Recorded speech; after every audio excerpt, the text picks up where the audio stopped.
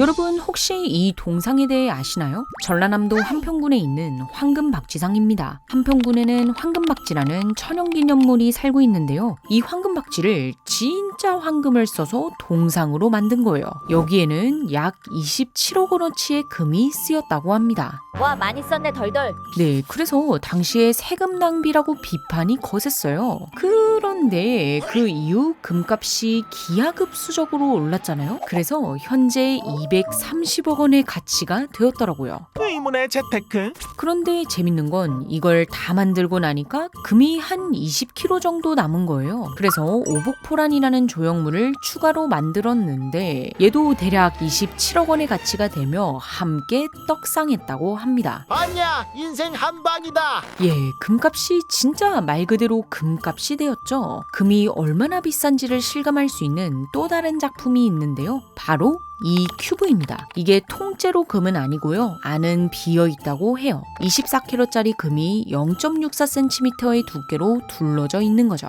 여기에 쓰인 금은 약 186kg으로 2022년 가치로 140억 원이라고 합니다. 지금은 올라서 222억 원 정도 된다고 하고요. 와, 이게 222억 원이라니. 자, 그러면 금은 왜 이렇게 비싼 걸까요? 희귀해서 그렇지 뭘. 네, 맞아요. 그럼 금은 왜 희귀할까요? 금은 지구에서 만들어질 수 없기 때문입니다. 한마디로 외계 출신인 거죠. 원자번호 79번인 금은 79개의 양성자와 118개의 중성자로 구성된 원자핵을 가진 아주 무거운 원소입니다. 그런데 이렇게 무거운 원소가 만들어지려면 정말 어마어마무시한 에너지가 필요해요. 전 세계의 핵폭탄을 모두 터뜨려도 한참 부족합니다. 심지어 태양의 에너지로도 택도 없죠. 그럼 어떻게 해야 만들어지는 건데요? 과학자들은 처음에 금이 초신성 폭발로 만들어진다고 생각했어요. 초신성은 태양보다 수십 배 큰 별이 마지막을 불태우면서 폭발하는 현상입니다. 이때 방출되는 빛은 은하 전체보다 밝다고 해요. 옛날 사람들은 이 빛을 보고 새로운 별이 탄생하는 순간 이라고 생각했어요. 그래서 초신성이라고 불렀는데 실은 별의 마지막 모습이었던 거죠. 그런데 과학자들이 연구를 하다 보니까요. 우주에 있는 막대한 양의 금을 초신성 폭발로만 설명하기에는 부족한 거예요. 그래서 금은 초신성 폭발뿐만 아니라 중성자별이 충돌할 때 만들어진다는 주장이 등장했습니다.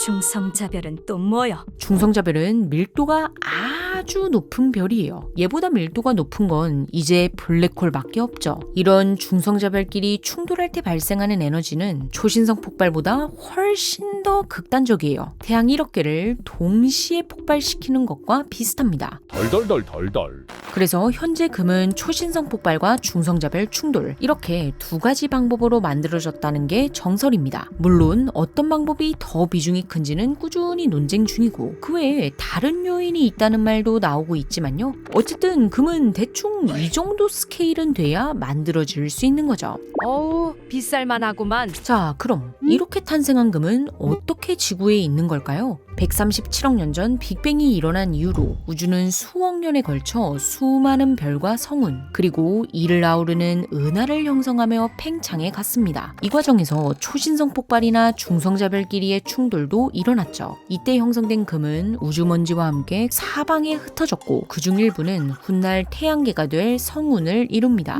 성운이 뭐예요? 성운은 수소와 헬륨으로 이루어진 가스에 약간의 먼지와 분자가 추가된 거대한 구름이에요.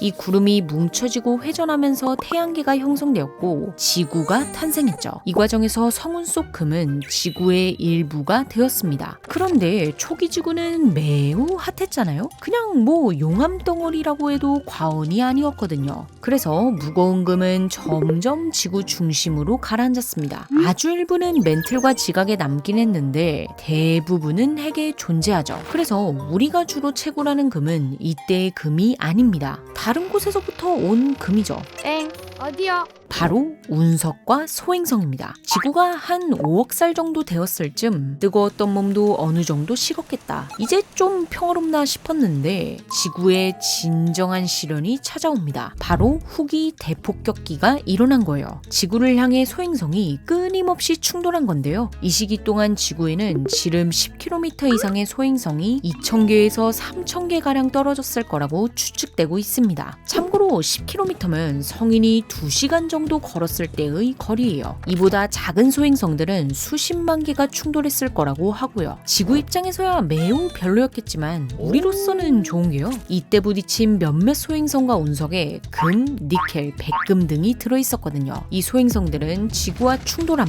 금을 포함한 귀금속을 지구 표면과 같은 얕은 지각에 전달했습니다. 즉 우리가 쓰는 금의 대부분은 이때 들어온 거죠. 와, 그럼 진짜로 우주에서 온 거네.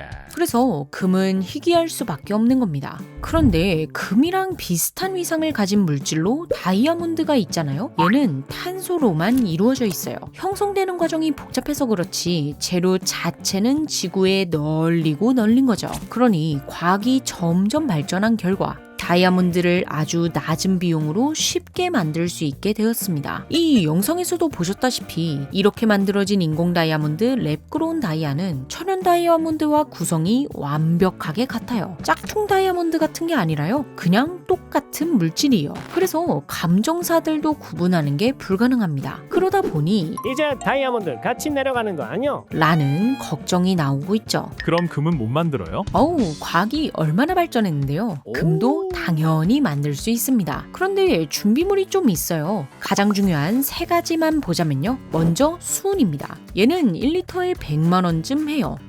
생각보다 비싸잖아? 그죠? 다음으로는 방사선 차폐 시설이 필요한데요. 이게 어떻게 만드냐에 따라 차이가 있기는 한데 대충 수십억 원에서 수백억 원 정도 듭니다.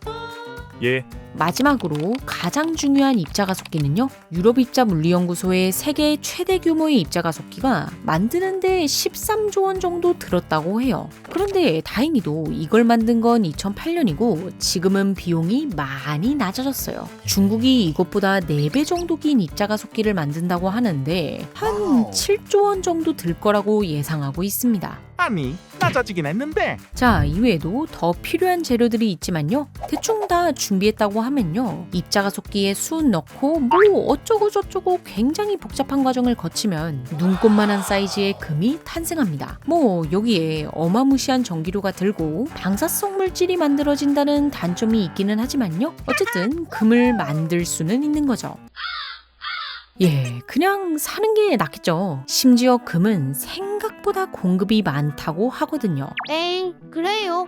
우리가 쓰는 화폐가 원래는 금을 교환해주는 증서로 출발한 거잖아요. 그만큼 경제에서 금은 큰 역할을 합니다. 그런데 이걸 다른 면에서 생각해보면 그만큼 금이 많다는 거거든요. 만약 금이 아주 희귀한 물질이었다면 어느 날 갑자기 거대한 금맥이 발견되었을 때 경제에 크나큰 혼란이 일어날 거 아니에요? 금의 가치가 급격하게 변동될 테니까요. 하지만 시장에 공급된 금의 양은 꽤 많아서 거대한 금맥이 발견된다 해도 조금의 변동만 있을 뿐 치명적인 영향을 미치기는 어렵다는 거죠. 그런데 채굴 기술이 뛰어나지 못했던 과거에는 금이 아주 희귀했겠죠. 그래서 금은 선망의 대상이자 부의 상징이었습니다. 이런 흐름에서 한때 가장 핫한 직업이 연금술사였어요. 보일의 법칙을 만든 로버트 보일, 미국 독립의 아버지 벤자민 프랭클린, 만유인 역의 아이작 뉴턴, MBTI의 기틀이 된 성격 유형론을 만든 칼 융 등 역사 속 많은 인물이 연금술사가 되었거나 연금술에 지대한 관심을 가졌습니다. 연금술은 지금 보기에는 사이비 같아도 당시에는 메인 학문이었거든요. 자연의 비밀을 밝히기 위한 진지한 연구였죠. 이런 연금술사들의 목표 중 하나는 금을 만드는 것이었습니다. 하지만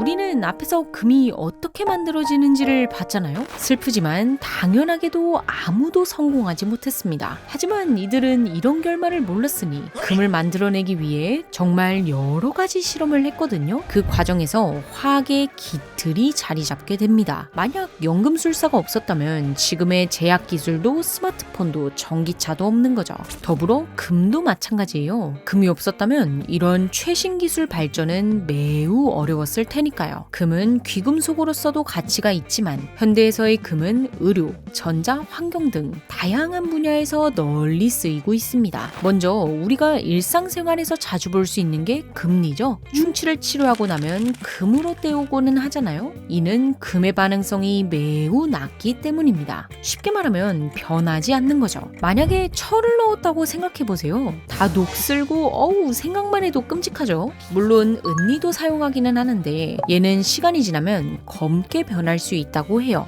하지만 금리는 오랜 시간이 지나도 그 모습 그대로 남아있죠. 이처럼 물이나 높은 습기를 버텨야 하는 분야 혹은 부식이 되면 막대한 손해를 보는 곳에 금을 사용한다고 합니다. 여기에 더해 금은 뛰어난 전도성을 가지고 있어요. 그래서 스마트폰이나 컴퓨터 등 전자기기의 제작에 필수적이죠. 그러다 보니 금의 장점이 특히 두드러지는 분야가 바로 우주항공인데요. 아폴로와 같은 우주선을 보면 일부에 금박이 씌워져 있습니다. 이는 앞에서 본 쉽게 부식되지 않는다는 장점에 더해 금이 적외선을 효과적으로 반사하며 방사선을 일부 차단할 수 있기 때문이죠. 우주에서 온 금을 우주로 향하는 기술에 쓰다니 뭔가 낭만 있죠. 물론 금이 단가가 높다 보니까요. 이를 대체할 더 좋은 물질을 찾기 위한 연구가 진행되고 있습니다. 하지만 이런 노력에도 불구하고 갓 골드의 위치는 아직까지 견고하죠. 큰일이 없는 이상 금은 이때까지처럼 그 위상을 계속 유지할 수 있지 않을까요?